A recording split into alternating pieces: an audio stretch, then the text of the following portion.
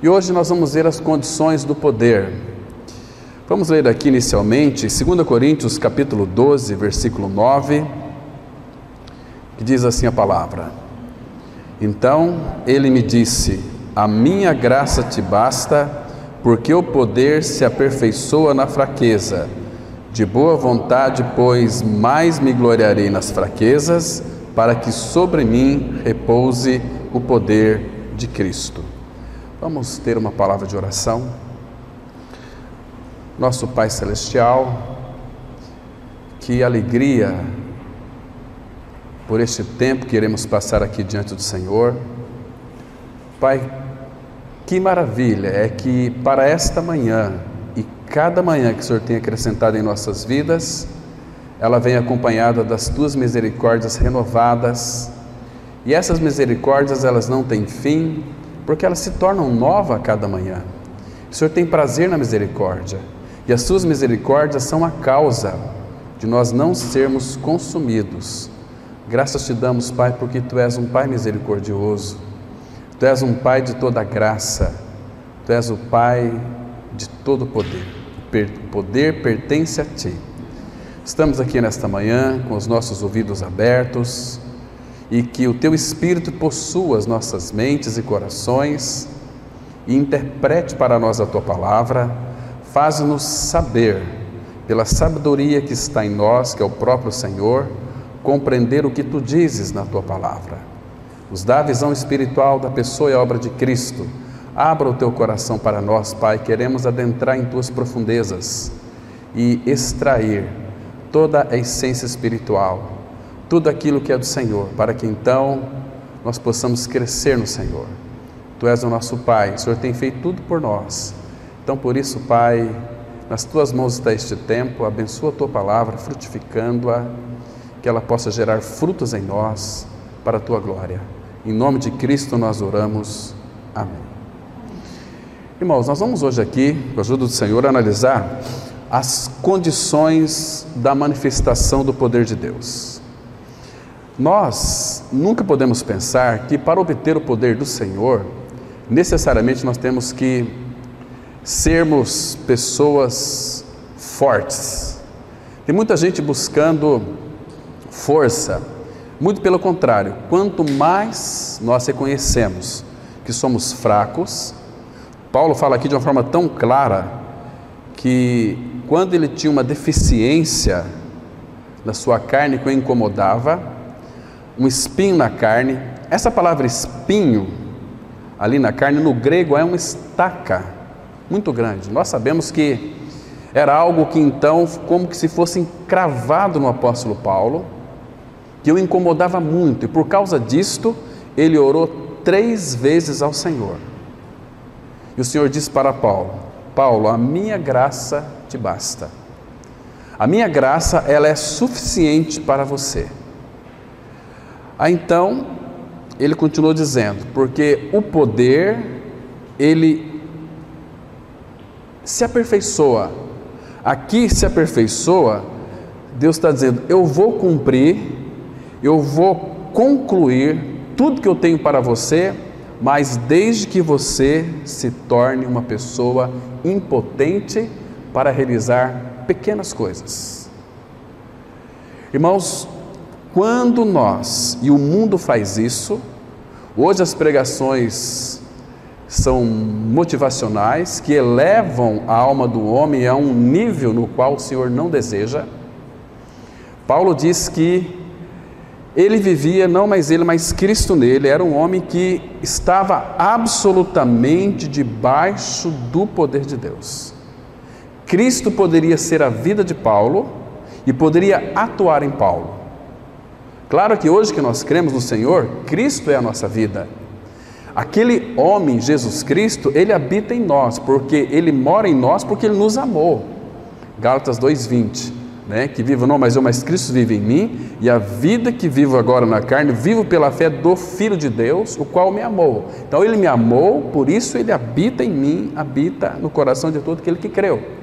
Ele nos ama tanto que ele não consegue, não existe outro lugar para ele habitar a não ser em nós. Então você é muito amado pelo Senhor. Cristo é a sua vida, é algo que está alicerçado na palavra. Então, Paulo ele compreendeu da parte do Senhor que o poder de Deus era operante na sua fraqueza, ou seja, quando Paulo não podia, é que Deus então podia, através das impossibilidades de Paulo, agir e atuar. Às vezes, irmãos, Deus ele faz de tudo para nos levar ao fim de nós mesmos, e nós entramos em desespero.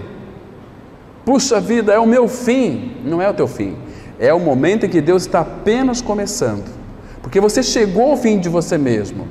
Chegar ao fim de você mesmo significa, para que então tenha essa manifestação do poder de Deus, eu não posso, eu não tenho condições, ainda que eu tenho condições.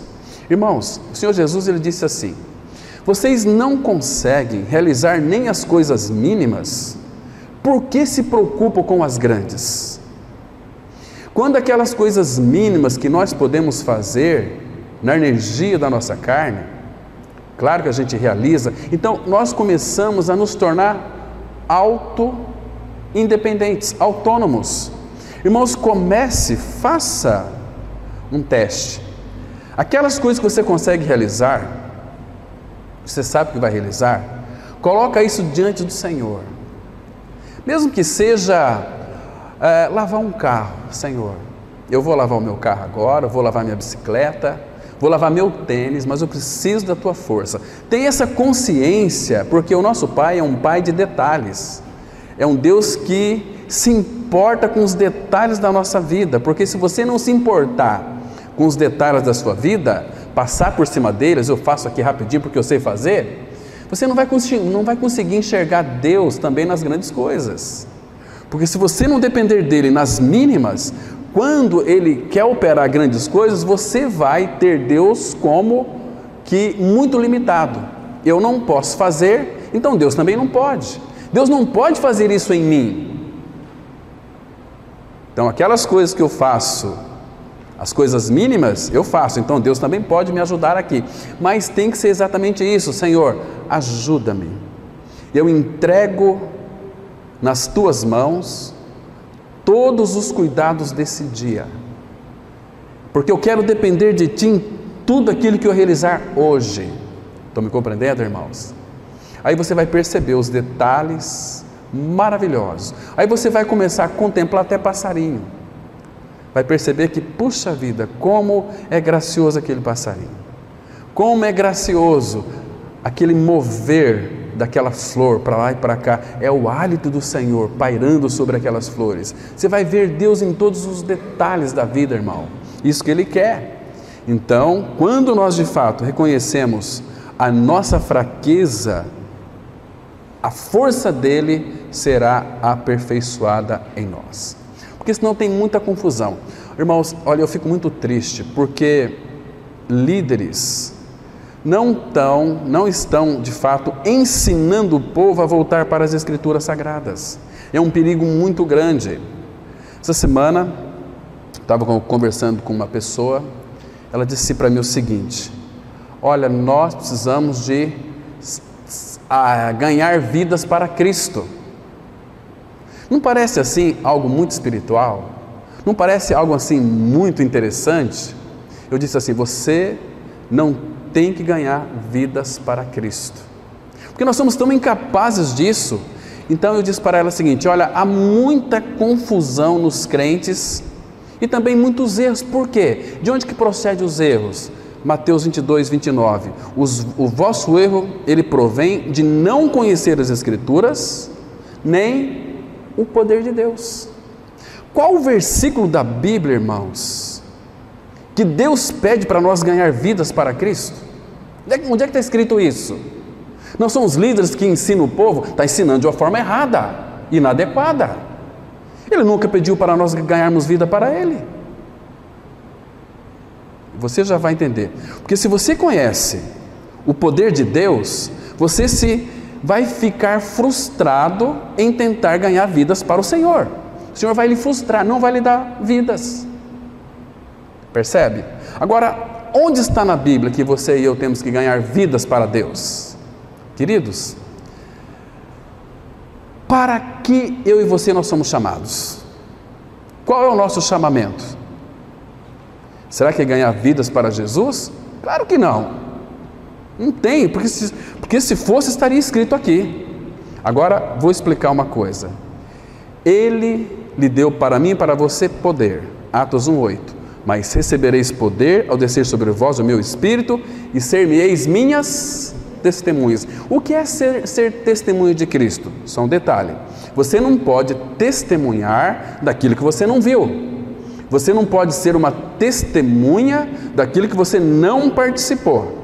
Então nós participamos da morte e ressurreição junto com Cristo, somos filhos de Deus, por isso o Espírito vem para dentro de nós. O Espírito, ele é a capacidade habilitadora, o poder dos céus para nós falarmos de Cristo, não é assim?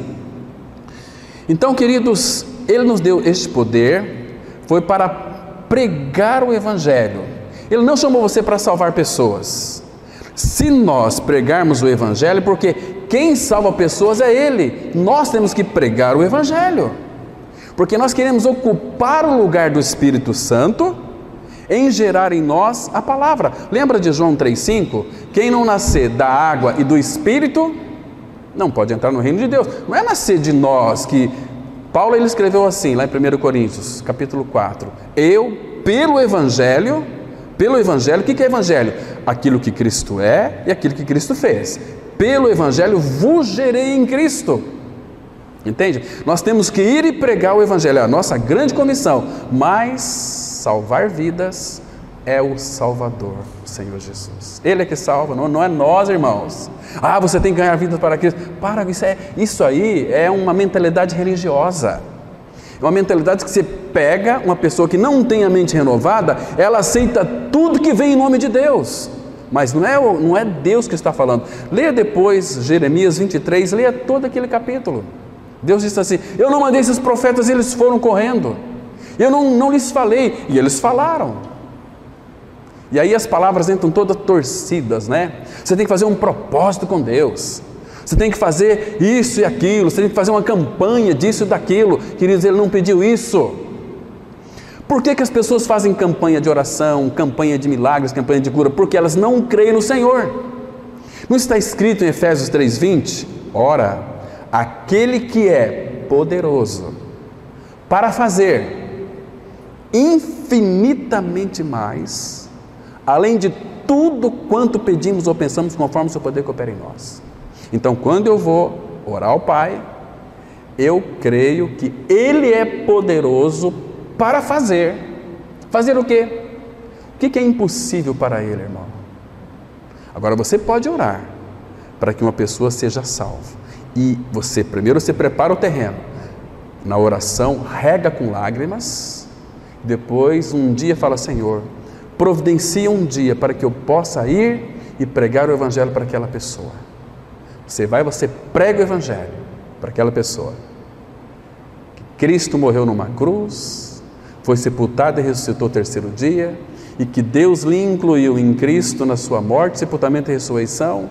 Quem vai gerar vidas para essa pessoa é a pessoa do Espírito Santo, não nós. Nós temos que ir pregar o Evangelho. Vocês estão me compreendendo, irmãos? Isto é tão maravilhoso. Então, Ele me amou, me crucificou junto com Jesus, onde eu morri, e eu fui ressuscitado juntamente com Ele. Então, queridos, o nosso privilégio maior é sermos instrumentos nas mãos do nosso amado Senhor. Aí Ele vai operar com poder. Ele tem poder para trazer qualquer um da morte para a vida. Efésios 2:1. Ele vos deu vida. Ele vos deu vida, não eu. Ele vos deu vida, estando vós mortos em delitos e pecados. Pedro, ele disse assim, para aquele coxo lá em Atos 3:6. Eu não tenho prata nem ouro, mas o que tenho, isso te dou. Não que Pedro estava transferindo para aquele coxo o Jesus dele, mas ele pregou para o coxo. Em nome de Jesus, levanta e anda. O nome é a pessoa. Eu sou apenas um instrumento nas mãos do meu Rei Jesus. Mas quem faz é Ele. Quem usa ele vai usar a minha boca, como usou a de João Batista. João Batista era o quê? João Batista era a voz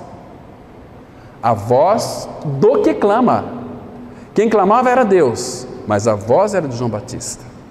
Então Deus poderia usar João Batista, porque João Batista estava totalmente entregue nas mãos do Senhor. Entende, irmãos? Isso é tão maravilhoso para nós. Agora, queridos, Deus só pode nos usar em nossas fraquezas. Muitas pessoas querem ser usadas pelo Senhor, mas elas são muito fortes nelas mesmas. Elas têm muita capacidade, têm muita habilidade, têm muita intelectualidade. São pessoas inteligentes, elas sabem como fazer uma manobra de massas, né? Olha, você precisa sacrificar, você precisa de isso, daquilo, principalmente dinheiro. Tem que trazer muito dinheiro, seja isso, seja aquilo. Queridos, não precisamos ensinar os filhos de Deus a serem dizimistas.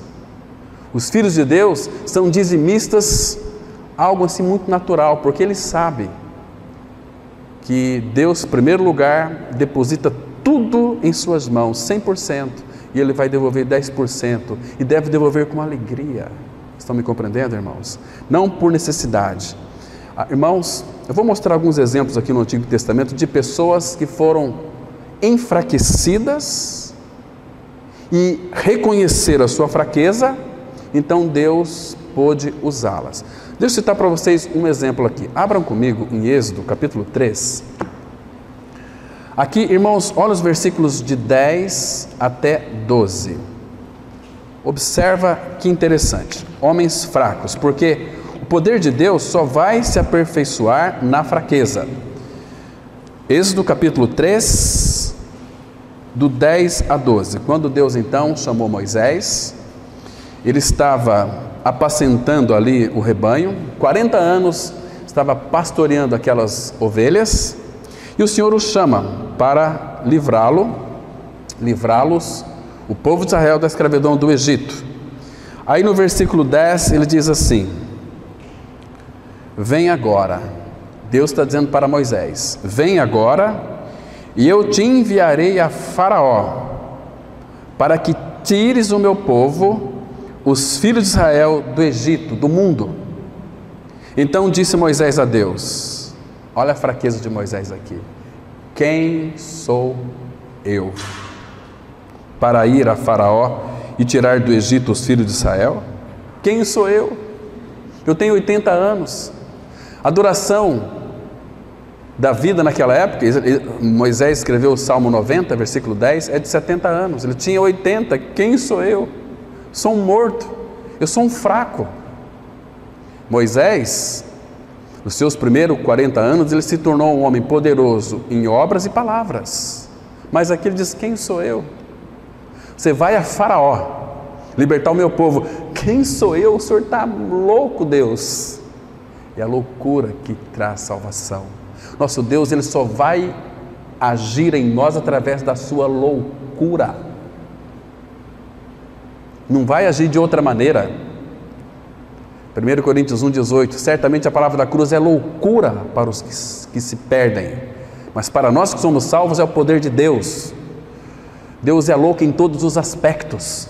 Deus é louco até por amor a você. Ele te ama com uma loucura imensa. Por isso que aqueles que o Pai deu ao Senhor Jesus, de maneira nenhuma Ele os lançaria fora. Quem sou eu? Aí Deus disse para Moisés no versículo 12, Deus lhe respondeu: eu serei contigo. Está vendo, irmãos? Quem é esse eu serei contigo? É o Todo-Poderoso. É aquele que criou terra, céus e mar e tudo que há neles, e sustenta todas as coisas pela palavra do seu poder. Queridos, Deus não realiza muitas coisas em nosso meio por causa da nossa incredulidade. Todo-Poderoso é Ele.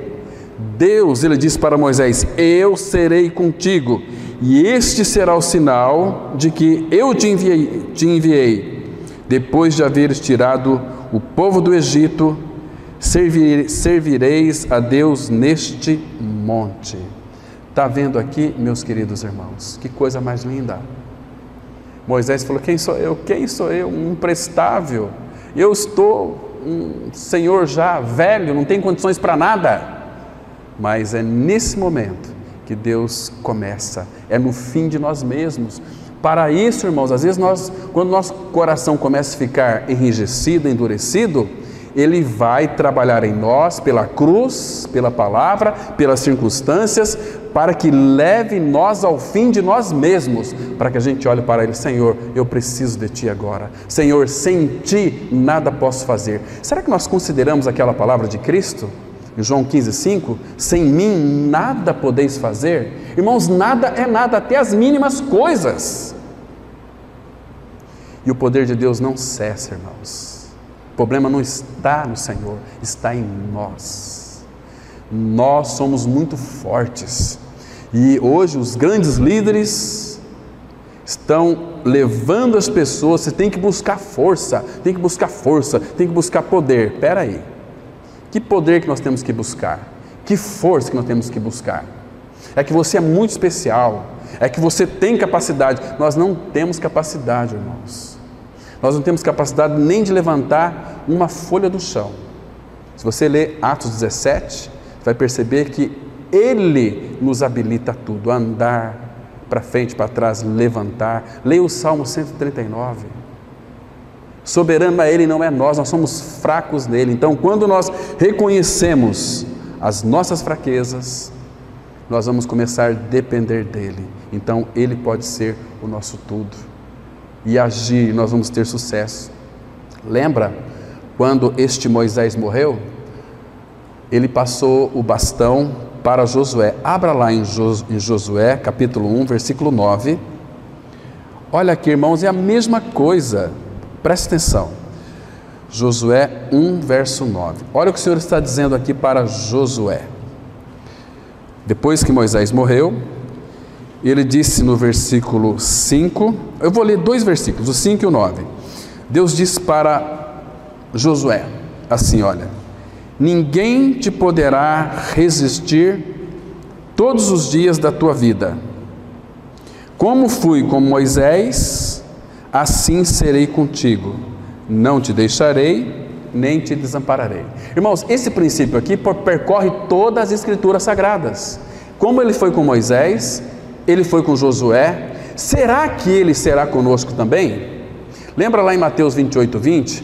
E eis que eu estou convosco todos os dias, até a consumação dos séculos. Ele disse lá em Hebreus 13:5: seja a vossa vida sem avareza, contentai-vos com as coisas que tendes, porque Ele tem dito: nunca te deixarei, jamais te abandonarei. É a mesma coisa. Então ele disse assim: olha, eu não vou te deixar nem te desamparar. Agora olha o versículo 9: não te mandei eu, ser forte. Esse ser forte aqui não com a força de Josué, mas com a força de Deus em Josué. Ser forte, por quê? Porque eu sou contigo por onde quer que fores. A nossa força, o que é a nossa força, irmãos? Tiago vai dizer que o que é a vossa vida é como um sopro. Um pequeno vírus já leva nós à morte. Somos fracos, é que o Espírito quer que reconheçamos a nossa fraqueza. Não te mandei eu, ser forte e corajoso. Não temas, nem te espantes, porque o Senhor teu Deus é contigo por onde quer que andares. Agora, nós precisamos saber quem é Ele. Ele é o Todo-Poderoso. E este poder só irá se manifestar, sabe aonde, irmão? Na nossa fraqueza, na nossa impossibilidade. Queridos irmãos, aqui, nesse texto básico que nós lemos, de boa vontade, pois mais me gloriarei nas fraquezas, para que sobre mim repouse o poder de Cristo. Irmãos, o que significa o poder de Cristo repousar sobre cada um de nós? O que isso significa? Às vezes nós lemos assim a palavra, nós não atentamos para... Eu disse para vocês que Deus é um Deus de detalhes. Nós não atentamos para os detalhes, nós lemos a Bíblia assim com uma pressa. Você tem que ler a Bíblia como que você estivesse com muita fome, estivesse diante de um prato predileto. Sei lá, uma carne assada, uma macarronada, que você está com bastante fome. Entende? Não sei qual que é a tua comida. Mas Jesus tinha uma comida predileta. Pai, a minha comida predileta é fazer a tua vontade, fazer a vontade daquele que me enviou e realizar a sua obra. Com nós não é diferente, irmãos. Cristo, Ele era o Todo-Poderoso, mas Ele se encarnou em Jesus. E Ele disse assim algumas vezes no Evangelho de João: eu de mim mesmo não posso fazer nada, mas eu falo e faço aquilo que o meu Pai prescreve. Ô irmão, Jesus estava na dependência do Pai, Ele era fraco. Contudo, Ele vivia pelo poder de Deus, nele. Porque Deus quer fazer em nós coisas perfeitas e maravilhosas. Senão nós não vamos impactar a nossa cidade, não vamos impactar o nosso ambiente. Estão me compreendendo? Então, o que significa repouse? Para que sobre mim repouse o poder de Cristo. Irmãos, literalmente, assim está no original. Está dizendo o seguinte: então você pode descansar sobre mim. Descanse, preste atenção aqui, descanse sobre mim. O que isso significa? Para que sobre mim repouse o poder de Cristo. Isso significa, ele está dizendo o seguinte: olha, é nas tuas fraquezas que eu vou estender a minha tenda sobre você, Deus o Pai. Aquela palavra lá de João 1,14, o verbo se fez carne e habitou entre nós. Ali no original grego e Ele colocou a sua tenda sobre nós, a sua morada. Então nós estamos habitando em Cristo. Esse é o descanso, e nele nós temos descanso. Falei para vocês, acho que domingo à noite, se eu não me lembro, quando Jesus Cristo entrou naquele barco, disse para os seus discípulos: passemos do outro lado. Ele foi deitar. Querido, Jesus estava no barco, e aqueles pescadores profissionais viram aqueles ventos, aquelas ondas, viram que eles iam sossobar, e eles foram lá correndo acordar o Senhor Jesus. Senhor, o Senhor não se importa? Olha os ventos, as águas, nós vamos perecer, o Senhor está aí dormindo. Até quando eu vou estar com vocês, homens de pequena fé? Queridos, se Jesus estava no barco, ali, descansando em meio às tempestades, isso significa que Cristo é a nossa vida, Ele está em nós somos o templo do Senhor. Então, irmão, não me importa a dificuldade que você vai sofrer neste mundo, que você vai passar neste mundo, Ele está em nós, é o Todo-Poderoso. Será que nós somos como aqueles discípulos? Quem é este?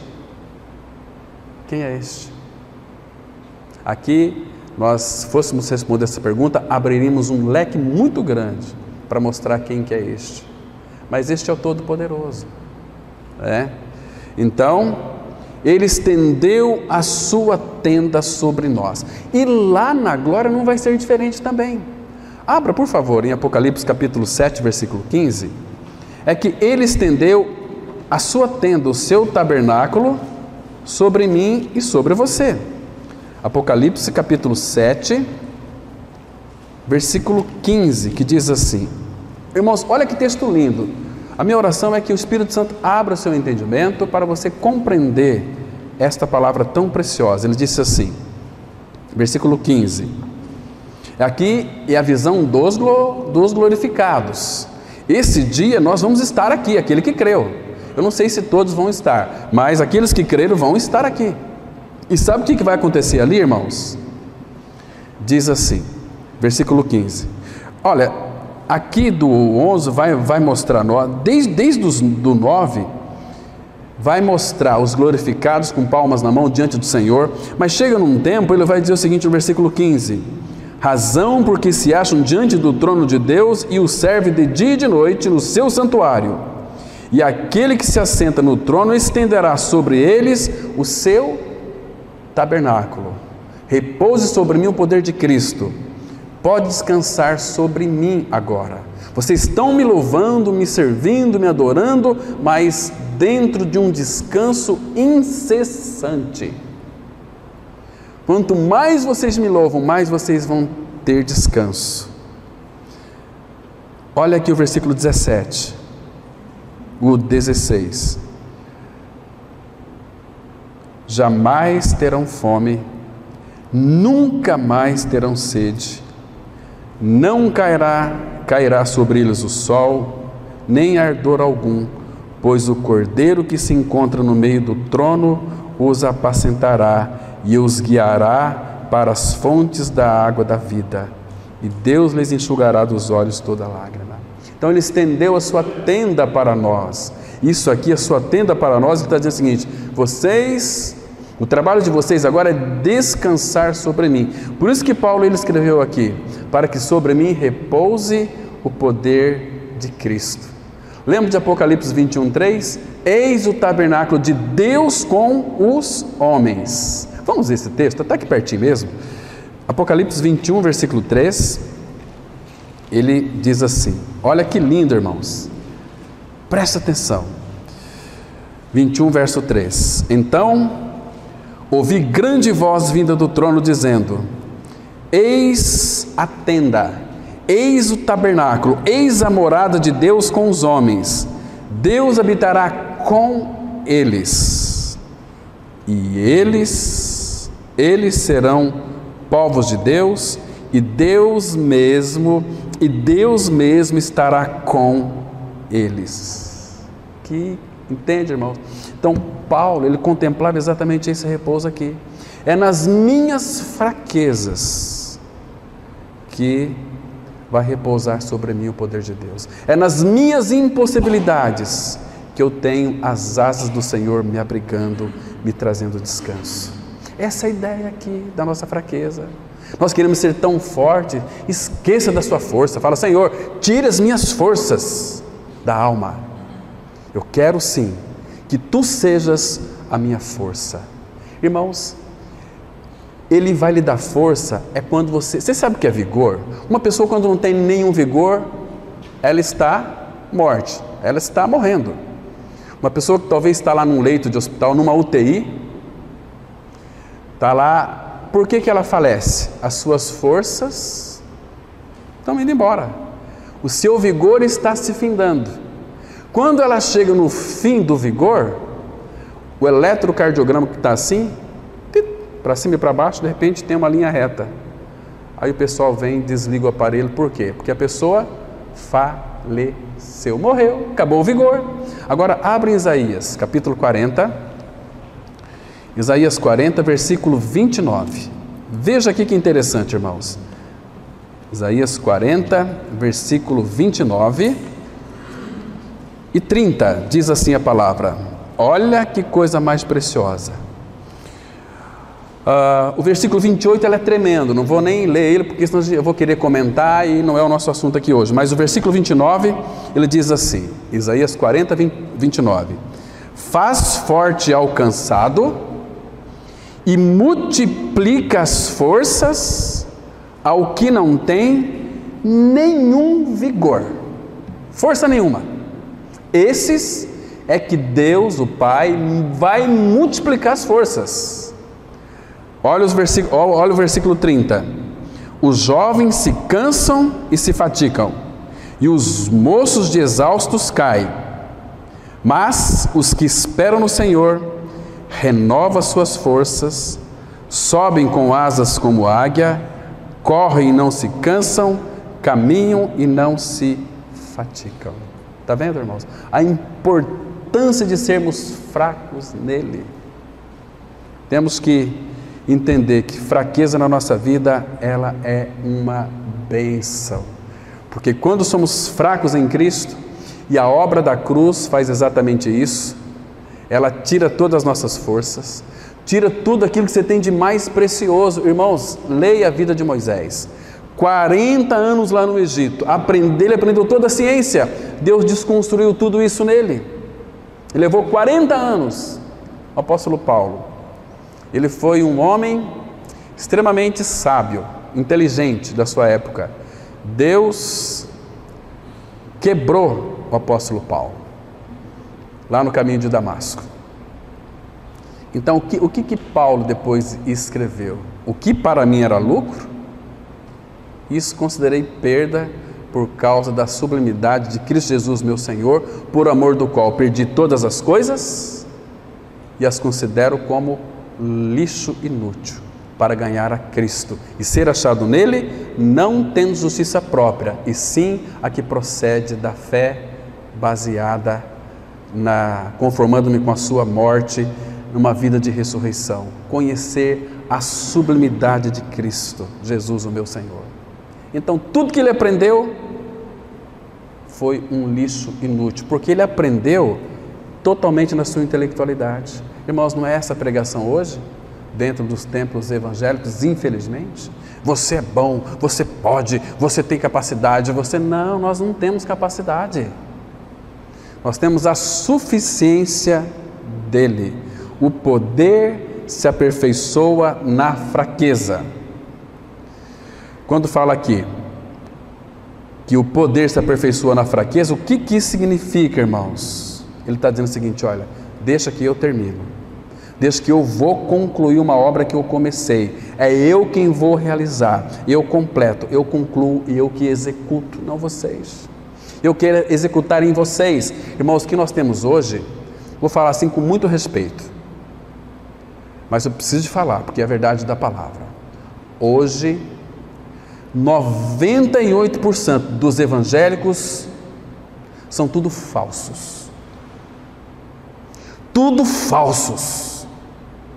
Que não querem conhecer o Senhor. Estão ensinando o povo a buscar um poder. Se Cristo tem todo o poder, e Cristo é a nossa vida, que poder que as pessoas estão buscando? Deus, se Ele achar uma pessoa que de fato tem um coração perfeito para com Ele, a gente vai ver depois aqui, Ele vai salvar a todos. Então, Deus está buscando, quando chama uma pessoa, está buscando pessoas incapazes.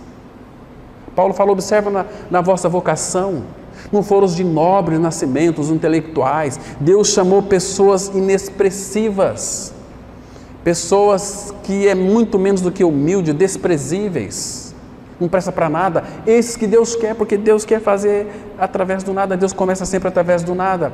Foi assim com os profetas. Mais um exemplo aqui, abre em Jeremias capítulo 1, a partir do versículo 5. Olha aqui, irmãos, que coisa interessante. Jeremias 1, a partir do verso 5. Então Deus aqui chamou Jeremias. No versículo 5 fala aqui: eu formei você no ventre de sua mãe, eu já te conhecia.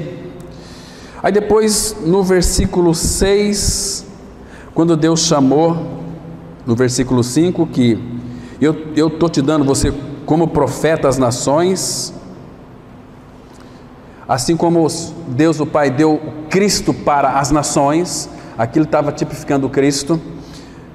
Veja a resposta que Jeremias deu para o Senhor, versículo 6. Então lhe disse eu: ah, Senhor Deus, eis que eu não sei falar, porque não passo de uma criança.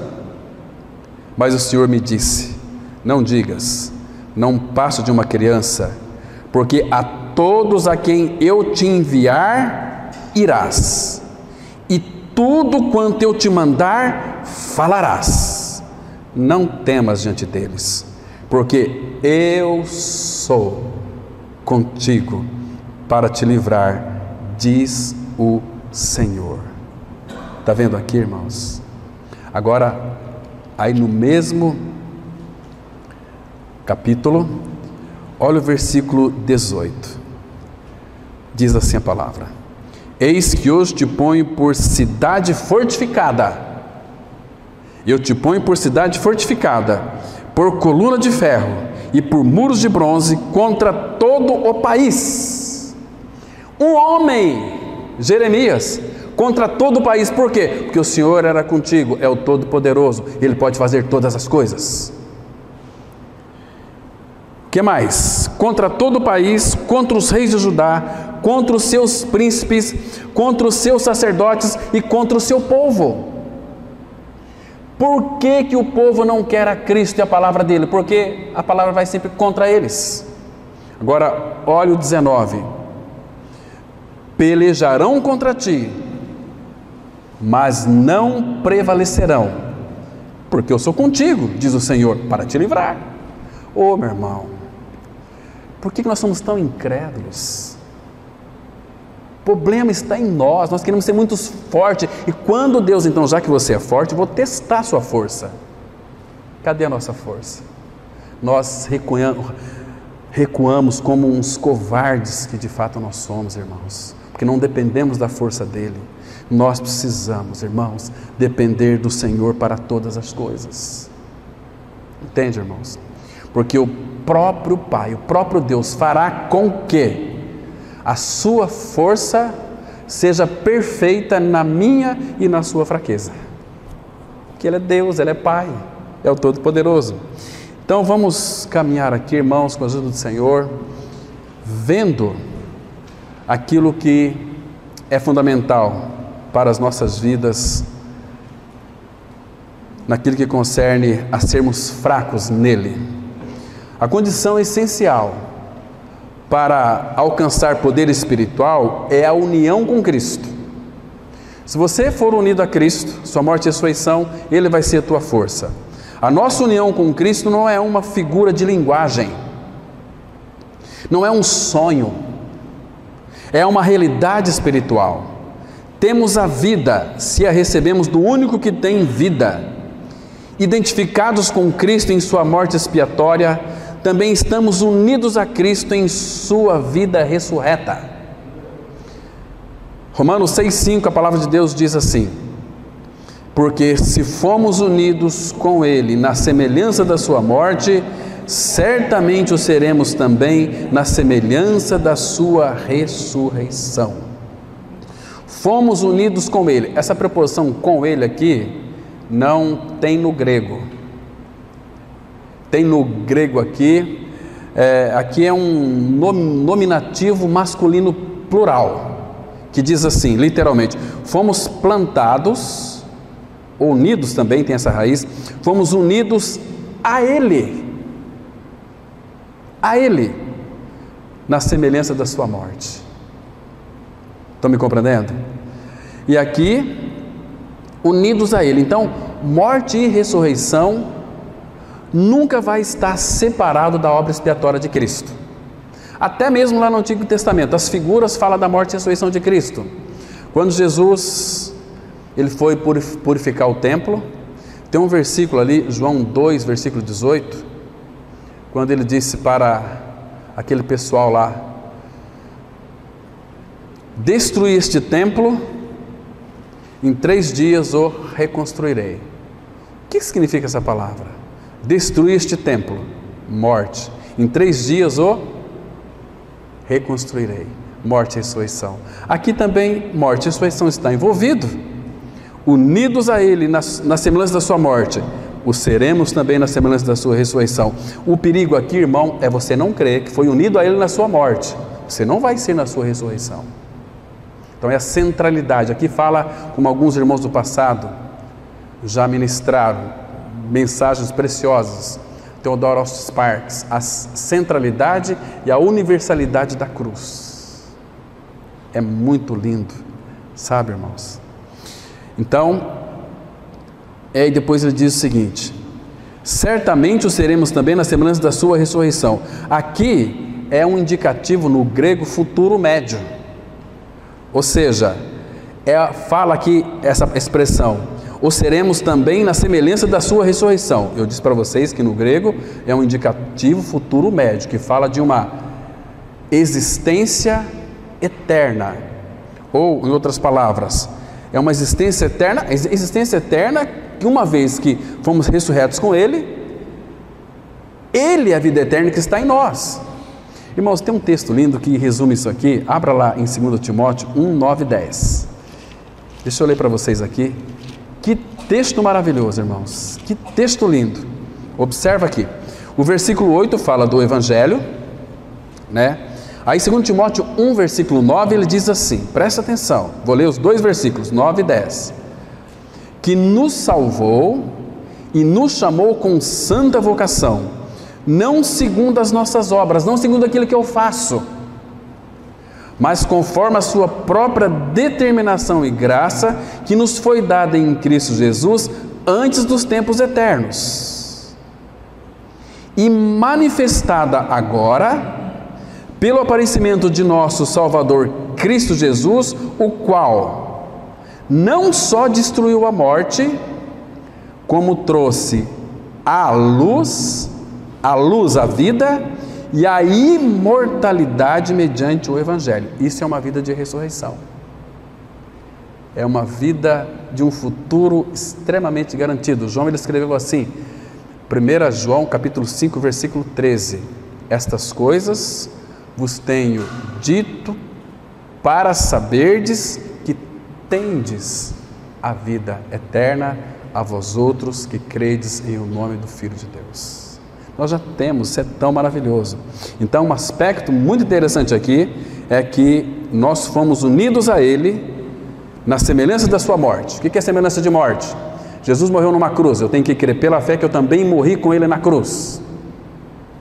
Então aí aparece a palavra certeza, que é um indicativo futuro médio, uma existência eterna. Certamente é uma certeza. Se você creu que morreu com Cristo, você tem a certeza, porque essas duas palavras, morte e ressurreição, não são separadas. Certamente o seremos também na semelhança da sua ressurreição.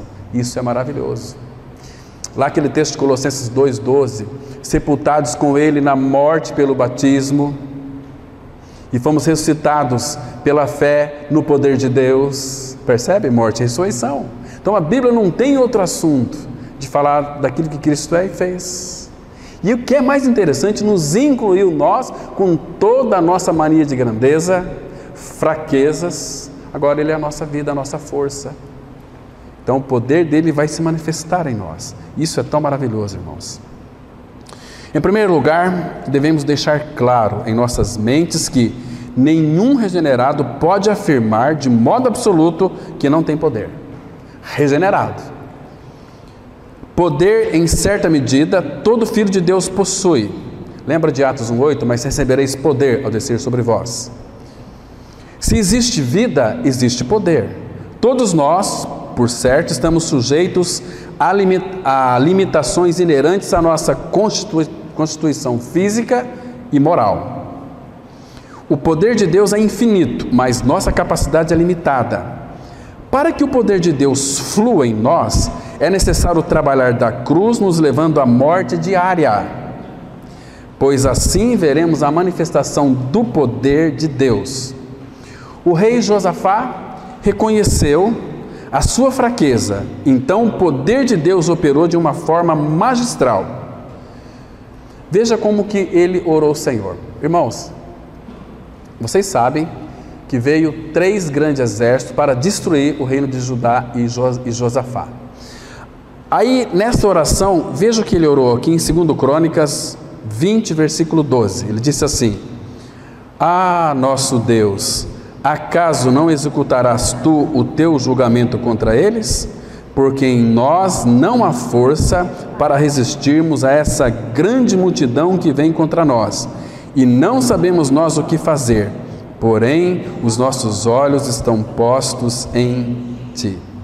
Vamos pensar numa coisa aqui, interessante. Está vendo só que é um princípio estabelecido, que todos os filhos de Deus, eles devem saber isso, que eles são fracos. Então, por que veio essas 3 grandes multidões, ou 3 grandes exércitos, para lutar contra Josafá e o seu reino, para destruí-los? Quem que enviou esse povo? O Senhor. Para quê? Para prová-los. Conosco não é diferente, irmãos. O Senhor sempre vai colocar diante de nós as provações. E aqui é muito interessante. Josafá poderia fugir, né? Mas ele disse assim: ah, nosso Deus, acaso você não vai executar, o Senhor não vai executar o teu julgamento contra eles, porque em nós não há força. Ele estava dizendo: Senhor, sê tu a nossa força. Não há em nós força para resistirmos a essa grande multidão que vem contra nós, e não sabemos nós o que fazer. Ah, irmãos, quando nós estivermos nessa situação, eu não tenho força, não sei o que fazer. embora eu sei, mas eu quero depender do Senhor para realizar algo. Porém, os nossos olhos estão postos em Ti, ou seja, estou olhando para Ti, esperando o que Tu irás me responder, para mim agir. E eu vou agir na força Tua. Em nós não há força. Sabe o que ele estava dizendo aqui? Estamos impotentes diante deste vasto exército. Temos condições. Então ele estava dizendo, queridos, você sabe quando que Deus vai fazer justiça? Quando que Ele vai fazer justiça? É quando não há poder em nós mesmos. Quer ver? Tem um texto interessante aqui em Deuteronômio capítulo 32, versículo 36. Abra lá comigo, Deuteronômio 32, versículo 36. Vamos ler com bastante cuidado e apreciar esse versículo aqui. Deuteronômio 32, verso 36. Veja quando que Ele vai fazer justiça, irmãos. Diz assim a palavra: porque o Senhor fará justiça ao seu povo e se compadecerá dos seus servos quando vir que o seu poder se foi. Interessante aqui, né? E já não há nem escravo nem livre. Quando que Ele vai fazer justiça? Quando Ele vir que seu poder se foi. Aqui existem duas interpretações. A primeira delas, que o poder dele se foi, Ele vai mostrar que é Deus poderoso no meio do seu povo. Em segundo lugar, quando o nosso poder se for, Ele vai fazer justiça. Quando nós de fato não podemos. Olha o versículo 39 aí desse mesmo capítulo. Diz assim: vede agora que eu sou, eu somente, e mais nenhum Deus além de mim. Eu mato e eu faço viver, e eu firo e eu saro, e não há quem possa livrar alguém da minha mão. Está vendo? Esse é o nosso Deus, esse é o nosso Pai. Esse é o Deus tremendo. Então aqui quando Josafá disse, não sabemos o que fazer, porém os nossos olhos estão postos em Ti. Queridos, ele estava dizendo que todos os nossos pensamentos têm que estar centralizados nele, na onipotência dEle.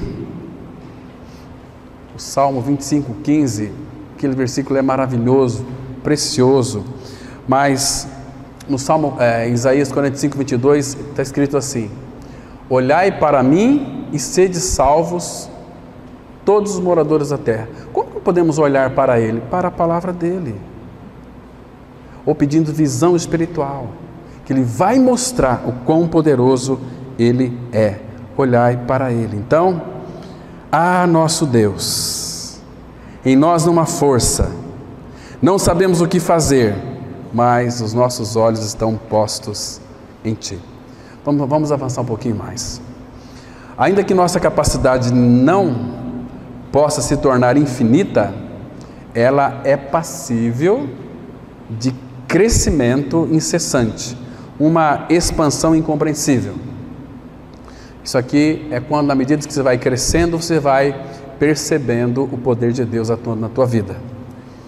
Vamos ver um texto que poderá nos ajudar a compreender as condições para a sua manifestação. Está escrito aqui em 2 Crônicas 16:9, a parte B, que diz assim: porque quanto ao Senhor, seus olhos passam por toda a terra, para mostrar-se forte para com aqueles cujo coração é perfeito para com Ele, ou totalmente dele. Irmãos, muitos falam assim: eu entreguei a minha vida ao Senhor. Talvez você falou isso, talvez a sua intenção é muito boa, mas vou dizer que você não pode dizer isso, mas é uma maneira totalmente errônea, porque se Ele não conquistar a sua vida, nós não teremos uma vida entregue a Ele. Uma vida entregue, a minha vida entregue a Ele, Irmãos, isso tem um peso muito grande. Quando fala minha vida, a vida da alma, é toda a minha vontade, toda a minha força, todas as minhas emoções, todos os meus sentimentos, todos os meus pensamentos. Por isso que ele disse lá em Provérbios: filho meu, dai-me o teu coração. Dai-me o teu coração. Queridos, a razão de nós não experimentarmos ou experimentarmos tão pouco a manifestação do poder de Deus em nós, está no fato de que o nosso coração não é perfeito para com Ele. Não é por falta de poder não, irmãos, porque o poder de Deus não cessa, o poder pertence a Ele. Uma coisa falou Deus, duas vezes eu ouvi isso, que o poder pertence a Deus, Salmos 62, né? Agora, quando nós lemos sobre os homens poderosos de Davi, aqueles homens que de fato, porque Davi era uma figura de Cristo, irmãos, nós temos que estudar com bastante atenção aqueles homens que eram poderosos de Davi, aqueles homens que não temiam nada e nem ninguém por causa do rei. Deixa eu mostrar para vocês um versículo aqui, 1 Crônicas 12, 38. Presta atenção. Eram homens poderosos de Davi. Aqui o que nos chama a nossa atenção é que eles vieram com o coração perfeito, unânimes num só propósito, os poderosos de Davi. Diz assim o verso 38 do capítulo 12: todos estes homens de guerra, os homens poderosos de Davi, postos em ordem de batalha, vieram a Hebrom resolvidos a fazer Davi rei sobre todo Israel. Também todo o resto de Israel eram unânime no propósito de fazer a Davi rei. Queridos, nós temos o nosso rei, que nem se compara a Davi, nosso rei Jesus. Irmãos, nós temos de fato proclamado ao mundo que nós temos um rei que governa todas as coisas. Irmãos, percebe como é que nós somos tão fraquinhos? Nós estamos cheios das nossas forças, mas espiritualmente fracos. Quando nós formos fracos, temos que rogar ao Senhor que a cruz opere em nós.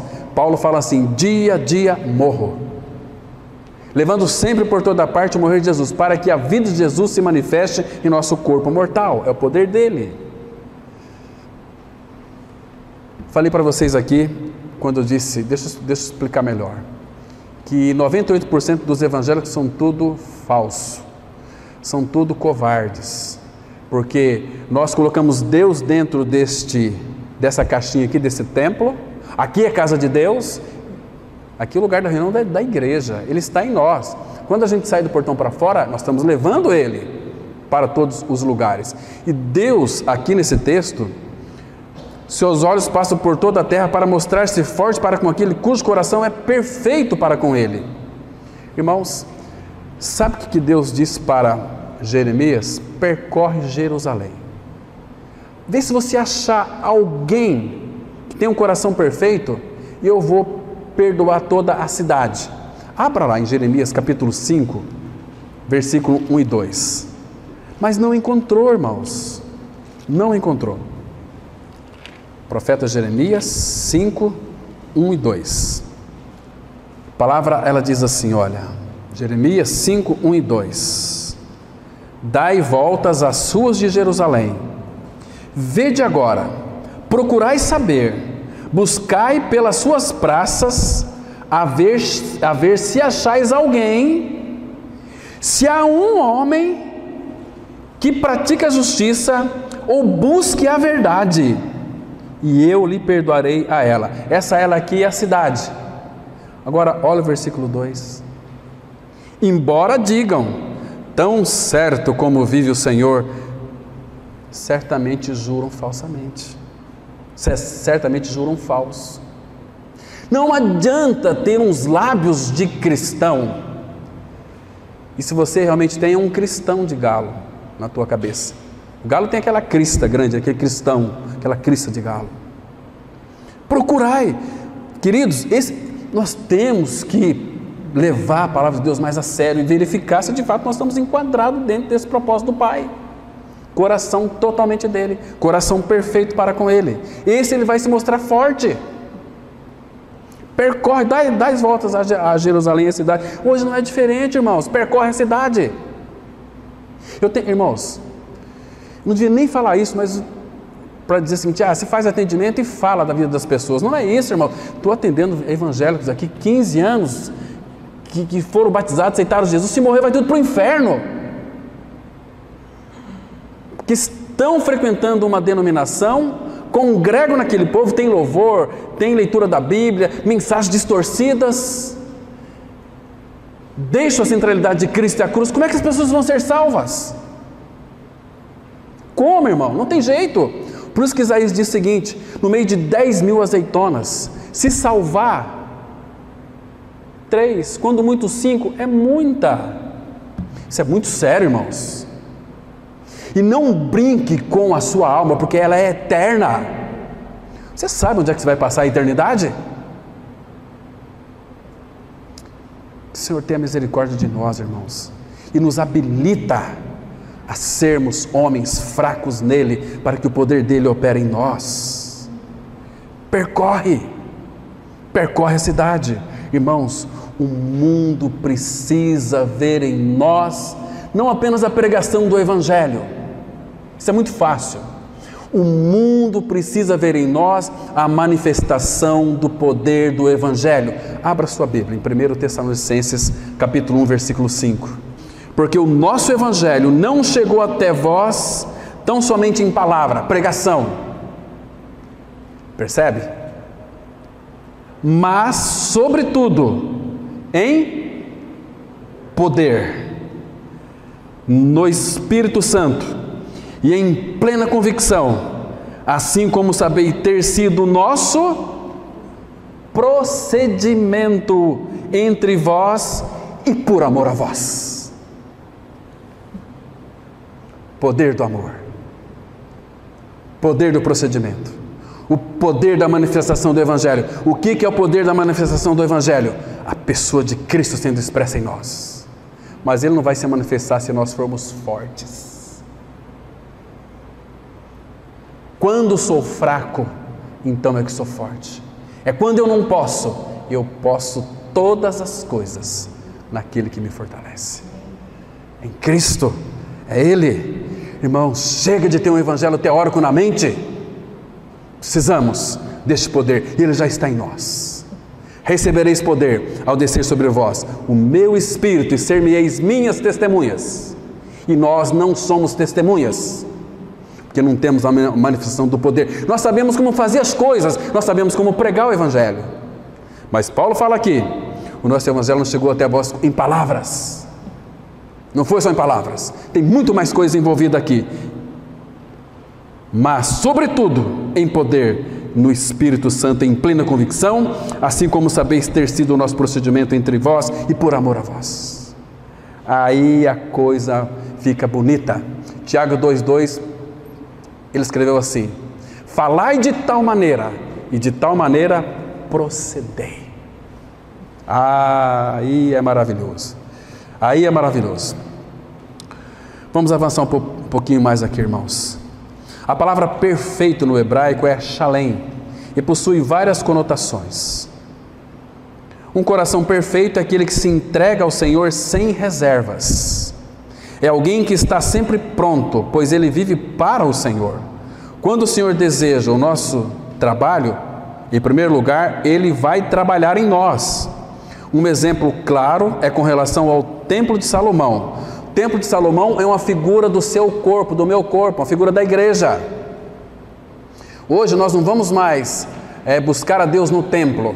Nós somos o templo, Ele está em nós. Onde é que você vai encontrar Deus, o Pai, o Filho, o Espírito Santo? Em você mesmo, Ele está em você. Se você creu, não mais eu, mas Cristo. O Espírito de Deus habita em nós, o Espírito Santo habita em nós. Veja aqui, 1 Reis 6, versículo 7. Edificava-se a casa com pedras já preparadas nas pedreiras, de maneira que nem martelo, nem machado, nem instrumento algum de ferro se ouviu na casa onde a edificavam. Então aqui, em primeiro lugar, está mostrando que a edificação que ele faz é uma edificação silenciosa. As pedras toscas, que eram tiradas lá daquelas pedreiras, eram trabalhadas lá no Egito, lá no mundo. Nós estamos fazendo o que neste mundo, irmãos?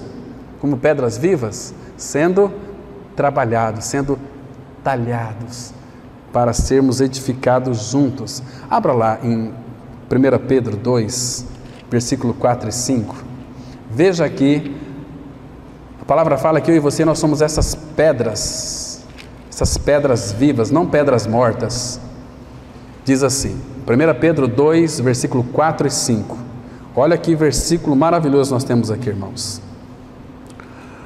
Chegando-vos para ele, e eu e você, a pedra que vive, Jesus, rejeitado assim pelos homens, mas para com Deus eleita e preciosa. Se parasse aqui, né? Mas aqui tem um também. Também vós mesmos, como pedras que vivem, sois edificados casa espiritual para ser de sacerdócio santo, a fim de oferecer de sacrifícios espirituais agradáveis a Deus por intermédio de Jesus Cristo. Nós somos essas pedras que vivem, nós somos edificados juntos. Por isso que aqueles irmãos e irmãs que não têm prazer na reunião da igreja, irmãos, será que são casa de Deus? Pode ser crente evangélico, são falsos. Conhece aqui de cabeça, mas não vive uma vida de unidade. Entende, irmãos? Irmãos, graças ao Senhor que o Pai tem aberto os nossos olhos, para que nós tenhamos então sabedoria, discernimento, para sabermos que quão fundamental é a reunião dos santos, porque isso agrada o coração do Pai. Alegrei-me quando me disseram, vamos à casa do Senhor. Então eu sou casa do Senhor, venho para cá, você é casa do Senhor, nós somos casa de Deus, cada um de nós. Estão me compreendendo? Ó, quão bom e quão agradável é viverem unidos os irmãos. As pessoas que não têm prazer na reunião da igreja, irmão, será que vai para a glória? Fico pensando aqueles irmãos, né, que se dizem irmãos, são crentes, são evangélicos, mas não são santos, não são filhos de Deus, porque se fossem, estariam no nosso meio. Sabe por quê, irmãos? A palavra é muito clara, que não deixe de congregar como é costume de alguns. Hebreus 10, 25. Se a pessoa não tem prazer na comunhão dos santos hoje, lá no céu, os santos vão reunir aqui, e aqueles que têm o prazer de ficar em casa, que não gostam de reunir da igreja, vai ter um lugarzinho lá no céu, lá no cantinho para eles lá. Você ficaria lá um peixe fora d'água. Um peixe fora d'água.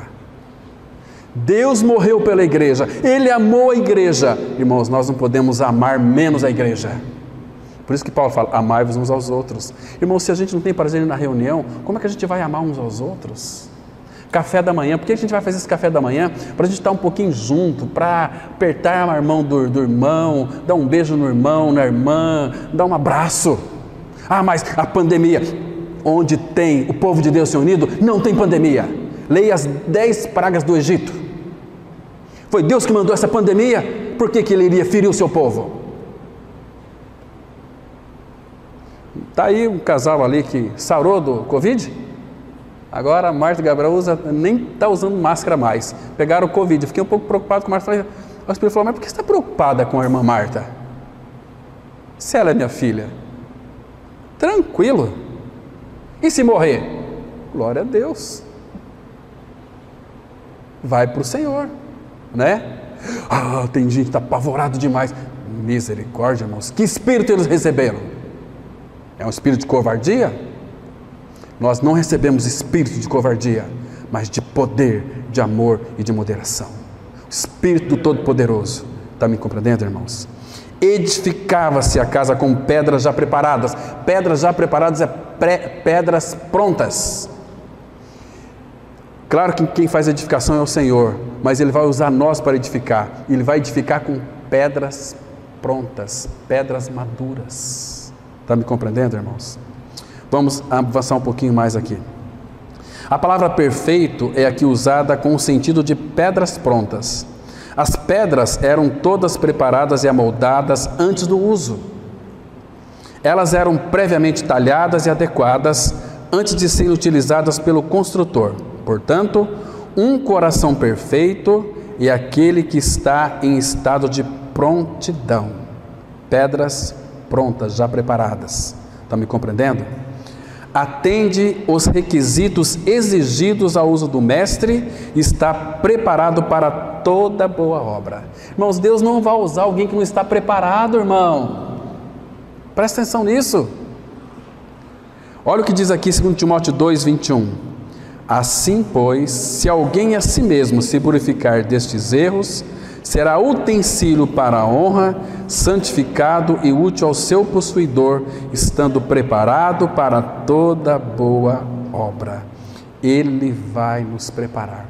Então, Efésios 2:10 fala assim, que nós somos feitura dele, criados em Cristo Jesus para as boas obras. Mas Deus preparou essas boas obras de antemão para que nós andássemos nelas. Mas muitas pessoas não andam nessas boas obras. Por quê? Porque não estão preparados para essas obras. Não foram moldados, não estão sendo trabalhados, talhados para serem instrumento nas mãos do Pai. Percebe aqui? Isso é uma tragédia. Vamos aqui concluir dizendo o seguinte, que é um coração que não está ocupado consigo mesmo, não está absorvido pelos cuidados do mundo. Assim, ter coração perfeito para com Deus, ou totalmente dele, é apenas um meio para a realização dos grandes propósitos para os quais fomos redimidos. Irmãos, nós trabalhamos para Ele. Ele lhe salvou não para libertá-lo do inferno. Ele lhe salvou para você servi-lo. Olha aqui, 2 Coríntios 5,15. E ele morreu por todos, para que os que vivem não vivam mais para si mesmos, mas para aqueles que por eles morreu e ressuscitou. Você entendeu? Ele morreu por todos, para que os que vivem, nova vida em Cristo, não vivam mais para si. Esqueça de você. Por isso que aquele texto de Gálatas 2:20, irmãos, ela é muito interessante. Já estou crucificado com Cristo. Logo já não sou eu quem vive. Se não é eu quem vive, cadê você? Mas é Cristo quem vive. É Cristo que opera através de você. Então, irmãos, nunca se esqueça. Quando eu sou fraco, então é que sou forte. Amém. Vamos orar. Pai, graças te damos pelo tempo que passamos aqui, ouvindo a Tua palavra, lendo as Escrituras. Nos traz, Pai, discernimento espiritual, para que então sejamos instrumento nas Tuas mãos. Continue operando profundamente em nós a cruz, para que ela elimine, tire as escórias da nossa alma, para que possamos viver uma vida inteiramente para Ti, a Teus pés. Em nome de Cristo nós oramos. Amém.